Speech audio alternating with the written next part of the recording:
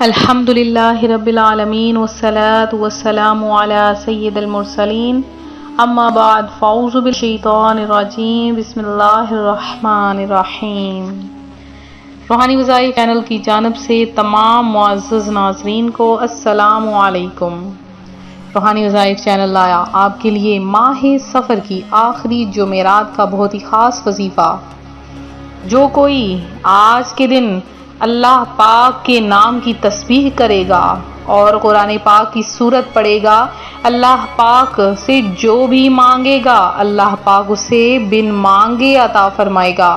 وہ مانگے گا چاندی تو اللہ پاک اسے سونا عطا فرمائے گا، سونا مانگے گا تو اللہ پاک اسے ہیرے جواہرات عطا فرمائے گا، وہ ہیرے جواہرات مانگے گا اللہ پاک اسے یاقوت، زمرد اور لال عطا فرمائے گا،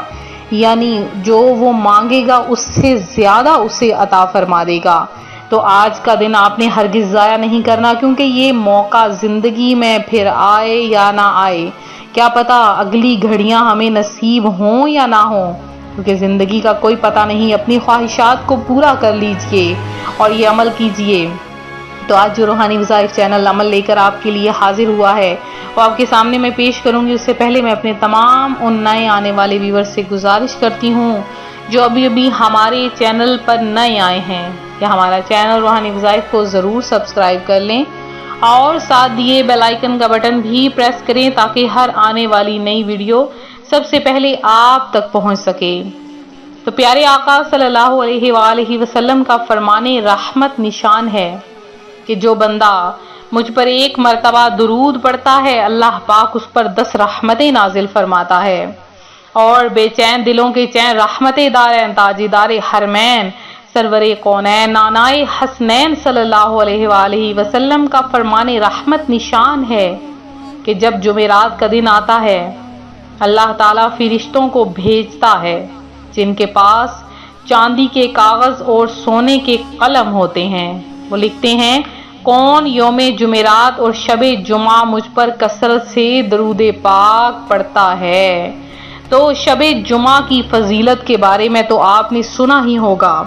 جو کوئی شب جمعہ یعنی جمعرات اور جمعہ کی جو درمیانی رات ہوتی ہے، یعنی جب جمعرات کا دن ختم ہوتا ہے اور جمعہ کا دن آگے سے شروع ہونے والا ہوتا ہے، اس میں جو درمیان میں رات آتی ہے اسے کہا جاتا ہے شب جمعہ۔ تو جو کوئی جمعہ اور جمعرات کی درمیانی رات میں یہ درود پاک پڑھتا ہے کہ اللہم صلی علی سیدنا و مولانا محمد النبی الامی الحبیبی القدری العظیمی الجاہ وعلی آلہ وصحبہ وبارک وسلم، جو کوئی یہ درود پاک پڑھ لیتا ہے تو پیارے آقا صلی اللہ علیہ وآلہ وسلم کا فرمان ہے کہ میں خود اسے اپنے رحمت بھرے ہاتھوں سے قبر میں اتاروں گا۔ تو پیارے آقا علیہ الصلوۃ والسلام خود اسے قبر میں اتاریں گے، تو آپ نے یہ درود پاک ضرور پڑھنا ہے،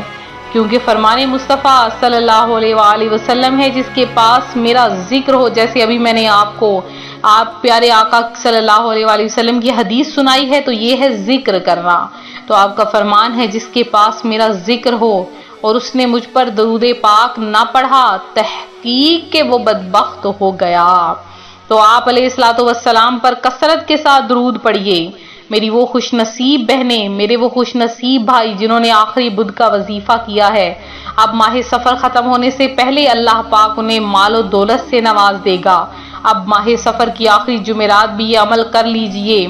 انشاءاللہ العزیز ماہ ربیع النور شریف آنے والا ہے، عاشقان رسول کا مہینہ آنے والا ہے، آقا کریم صلی اللہ علیہ وآلہ وسلم سے محبت کرنے والوں کا مہینہ آنے والا ہے کہ ہر جگہ پر آپ دیکھیں گے کمکموں سے، لائٹوں سے ہر جگہ سجی ہے، روشنیوں سے ہر جگہ جگمگا رہی ہوگی۔ تو کیا ہی پر نور مہینہ آنے والا ہے۔ تو آمد کی خوشی بھی اور ماہ سفر کی آخری جمعرات کا دن بھی ہے، تو آپ نے یہ عمل کرنا ہے، جو مانگیں گے اللہ پاک ماہ ربیع الاول شریف شروع ہوتے ہی آپ کو عطا فرما دے گا۔ تو وہ کون سا عمل ہے، وہ کون سا وظیفہ ہے، قرآن پاک کی وہ کون سی چھوٹی سی سورت ہے کہ جس کو پڑھنے سے اللہ پاک آپ کی تمام حاجتیں، تمام مرادیں، تمام خواہشات پوری فرما دے گا۔